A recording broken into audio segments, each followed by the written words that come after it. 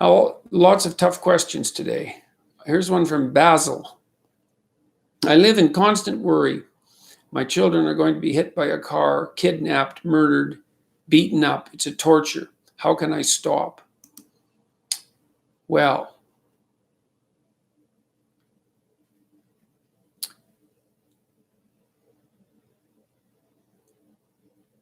I guess the first thing I would say is that you should reassure yourself, and I know that's a paradoxical way to think about it, that these things could happen. Look, I've never been surprised as a clinician that people were anxious. So what you say doesn't surprise me, except that the constancy part of it perhaps is surprising. Because children can get hit by cars, kidnapped, murdered, and beaten up. And it is a torture to contemplate that. And so you might ask yourself, not Basil, not why so much you're living in constant worry that could happen to your children, but why everyone else isn't always living in constant worry that could happen. Because tragedy can strike, and it strikes children, and apparently you're quite attached to your children, and so aren't very, what would you say, soothed by the realization that something terrible could happen to them. Now, first of all, I might say you might want to go talk to somebody professional about this, because maybe you're depressed more than you should be, and maybe you have an anxiety disorder. I'm not saying that is not a diagnosis, and I certainly couldn't derive that from what you said, but it's one of the possible things that could contribute to this constant worry, or maybe you're physiologically ill and less resilient than you should be. Maybe you're not eating enough. One thing I would recommend to begin with is to make sure that you just try this. I know it's surprising advice, but try to eat a big breakfast for like 2 weeks. See what happens. See if that drives the worry down. Now, then the next thing I would ask is, when does it happen? Like, are these dreams? Are these thoughts before you go to bed? Do you wake up in the middle of the night with these visions running through your head? And again, this has to do with food. Is it more likely to happen if you're hungry? That's something worth checking out, because the next time you get worried in the middle of the day, you might try eating something. I would recommend something high protein, high fat, rather than high carbohydrate. And just see if that helps, because that might indicate that some of your worry is a consequence of hyperglycemia. And that's a lot more common than people think. So if it's dreams and visions at night, one of the things you can do that's counterproductive is you take one of those fantasies that's torturing you, and that you're suppressing, because you will be suppressing it, and let it play itself out. You see, what's happening is that the parts of your mind, the parts of your brain, the parts of your psyche that are alarm systems, so that's the anxiety systems, they're trying to think something through, and they're using fantasy to think it through, right? And so this is actually a form of thought that's torturing you, because it's reasonable for the parts of your brain that are on the outlook for negative occurrences to think, well, what if? What if? What if? That's what thinking is. And sometimes you think positively, what if? And sometimes you think negatively. And well, you're in all likelihood doing everything you can to escape from these thoughts when they make themselves manifest. But all that does is make the systems that are producing those thoughts even more likely to produce them, because now they think, the alarm system thinks, oh, well, here's a danger, which is basically the vulnerability of children. And I'm trying to present the active agent, the person who I inhabit, with evidence of this potential threat, as a good alarm system should. And it turns out that they're so afraid of the message that I'm delivering that they won't even listen to it. Therefore, the situation must be much more dire than I supposed, and I'm going to have to amplify and increase the emotion of my statement and the repetitiveness of the thought. And so that's just not helpful at all, right? Because what you've done is you've taken a worry and you've now recategorized it as a worry that's so terrible that you won't even think about it. And so now the alarm systems think that you're being chased by he who can't be named. That's a good way of thinking about it, and a good allusion to something popular in culture. And so they're just going to be screaming nonstop. So what do you have to do?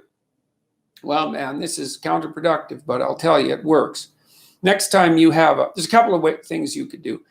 You could start by bringing to mind those fantasies. Sit down somewhere, take some deep breaths, try to calm yourself down a little bit, and let those thoughts come forward. You know what they are. And then watch them like you're watching a movie. Even if it's a horror movie, watch them. Let the whole fantasy play out and see what comes out at the end. Now, even if it's going to be frightening to do this. Now, look, even if the vision is quite horrific, right? The entire thought is quite horrific. You have now indicated to your anxiety systems that you have enough courage to face the worrisome event. And just that alone should be helpful. Now, you may have to do this multiple times, and you might have to do it with all the thoughts. And you'll know that you'll have done it. You'll know that you've done it enough when doing it starts to become mundane, when all the emotion goes out of it. And if you're particularly frightened, that might take a long time. Now, the other thing that you might really consider, and this is something you can do as an adjunct, is you should think about what you would do if this would happen, if this happened, as if it happened in real life, and to take even the worst case situation, so let's say that you received the news that your child was hit by a car. Well, you could receive news like that. And then the question is, well, what would you do and what should you do? And the answer is, you don't know. You think that would kill you. You think that would be unbearable and the end of the world. And it's not surprising that you think that, but it's not helpful, because people have to live through catastrophe, and you have more than one child, apparently, and I would presume as well that you have a spouse and other people that love you and need you. And so it isn't good that you would fall apart and die like in an apocalyptic dread if something happened to one of the people that you loved, because then you would leave all the other people bereft of you as well. And that's not helpful. And so if your child was hit by a car, well, what would you do? Well, you have to think it through. You'd grieve. You'd go to the hospital. You'd have a terrible time. You'd have a terrible year, and that would be that. And you'd have the funeral, and you'd have the loss of the child. And all of that would be awful. But people live through that, and maybe you could have an aim. And the aim would be that if that happened, your determination would be to live through it so that you could be there for the rest of your people, and so that you wouldn't fall apart and collapse, because the death of someone and the subsequent utter collapse of a person closely associated with them, that second event does not improve the first one. It makes it worse. And it's incumbent upon you to develop the psychological strength to be able to tolerate what it is that your anxiety alarm systems are tormenting you with. And, you might think, well, that's impossible. But, it's not impossible, because people live through catastrophe.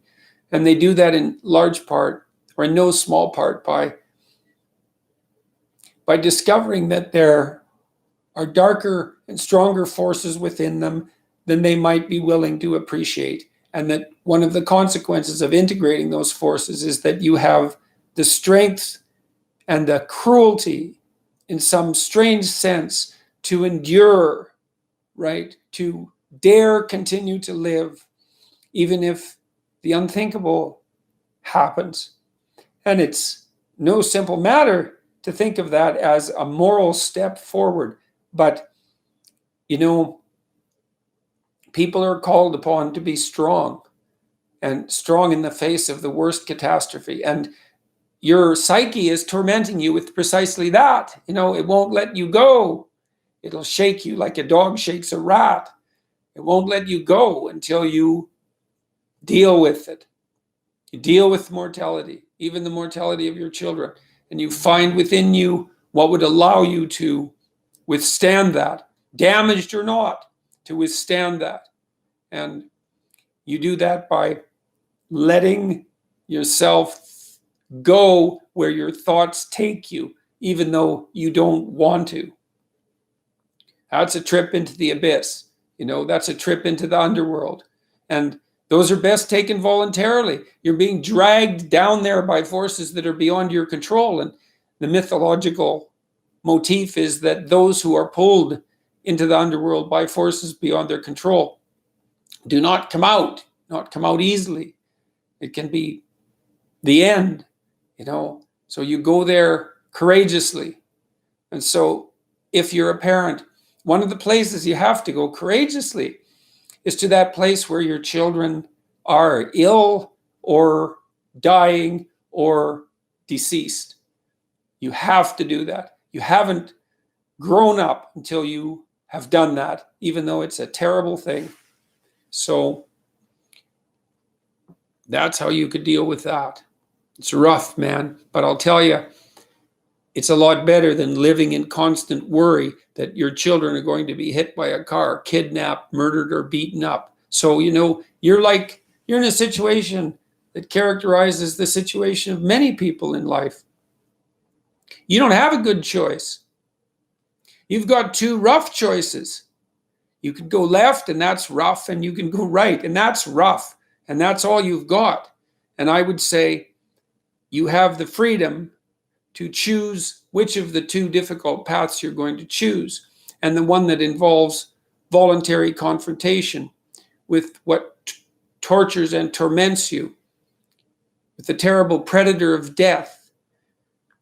That's the pathway that's going to lead back to the stability that not only you need, but that your family requires you to have.